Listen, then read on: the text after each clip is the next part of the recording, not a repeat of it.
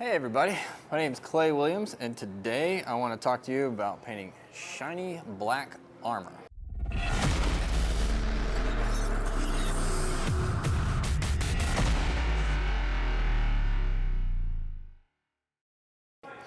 Now, when we start with shiny black armor, I always like to add a little bit of blue to my black just to give it more of a natural tone. So, I'm going to add a little bit of blue to my palette. I already have some black here. Now, as far as a shiny object, we're going to be working on a spherical shoulder pad. Blacks tend to be a little bit more muted with just a few stark highlights. So mostly dark mid-tone, and just a little bit of white here and there. So to get started, we're going to take our black primed model here with our shoulder pad. We're going to add just a tiny bit of blue to our black. And we're going to develop more of a naturalistic shade, so a from the top or center shade. And just pull that from the corners to the center of the shoulder pad. And the same thing on these little ridge plates that we have on the armor. We want to follow that same sort of highlight scheme. Pull it around. All right, so now that we have just a little bit of muted blue, I'm going to leave the same amount of blue in there and just add a touch of white to that mixture. I'm going to pull it through again, but just a little bit smaller with my layer. And what this is doing is it's giving my black a little bit of base color, because I don't want my black to just be black. When you're working with small models, it's important to add the color that would appear on a much larger shape in real life. Let this dry a little bit.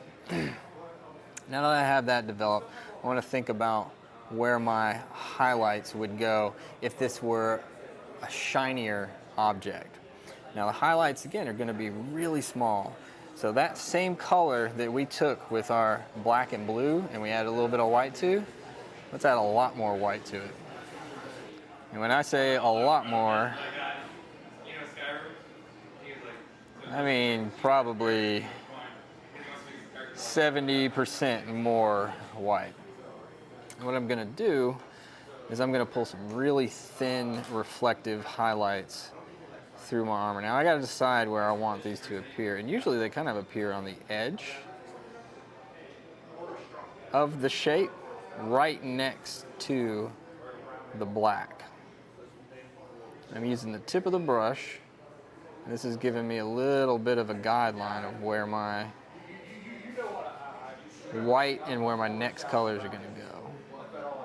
And so I'm tracing the shape of the armor around the outside of the black. I want to do the same thing on the back side and trace that shape as well. You're going to need a good detail brush to do this. So make sure that you get that best brush out, because you're pulling lines that are fairly thin on the model, and you're going to have to trace back over them.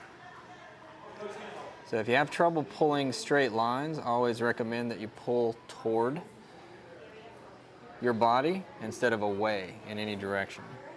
As you get more practice, it might be easier. Not easier, but might be not as challenging to pull the lines side to side a little bit. And for these panels or raised areas around the shoulder pad, I want to go ahead and edge highlight with that same color as well. And I might want to make this edge a little bit thicker. not a super thin edge highlight, so I am going to use the tip of the brush for that. And I'm going to go ahead and mimic the shape that I have on the inside of the armor by going all the way around that front edge of the black armor. And again, we're going to need to go around and do that on the back side of the figure as well. And if I want it to be a little bit thicker, I'm going to have to use the tip of the brush instead of just the edge, because I want to go back and want to hit those with a brighter color, and I don't want to obscure all of the lighter blue-white that we put on. I'm going to mix up a little bit more of this here on the palette. And remember to rotate your brush around when you mix colors using the bristles of your brush, because you might have black or blue kind of build up on the back of the brush, and when you go to put it on the model, you're going to move your hands in different directions. So you want to make sure you get the right color on your model. Pulling these lines, I'm thinking about where I'm going to add those brighter highlights of color.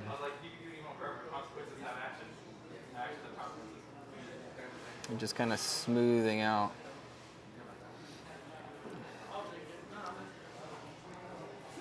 these areas. I got a little rivet here on the front that I need to put a small highlight on. And make sure you just put a little small spot highlight on those rivets. You don't want to paint the whole thing. Adding even more white to our edge highlight color. We're going to bring it up about 50% to pure white. We're going to hit those edges again, except this time we're going to make sure that we do our edging with just the side of the brush, and we don't go all the way to the end of where we highlighted previously. And that shape that we painted on the inside, we want to paint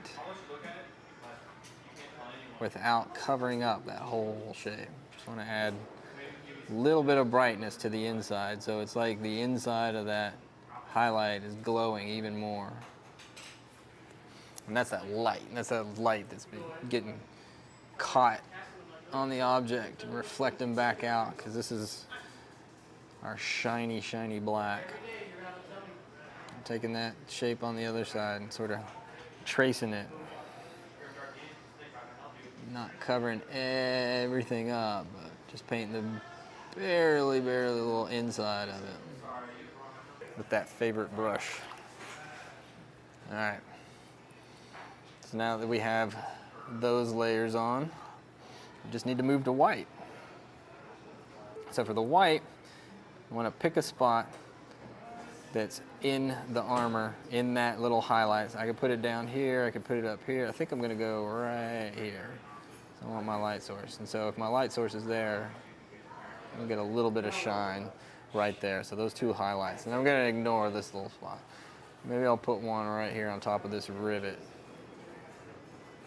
These are tiny, tiny little specks of white. Same thing on the back side here. 3 little spots of white.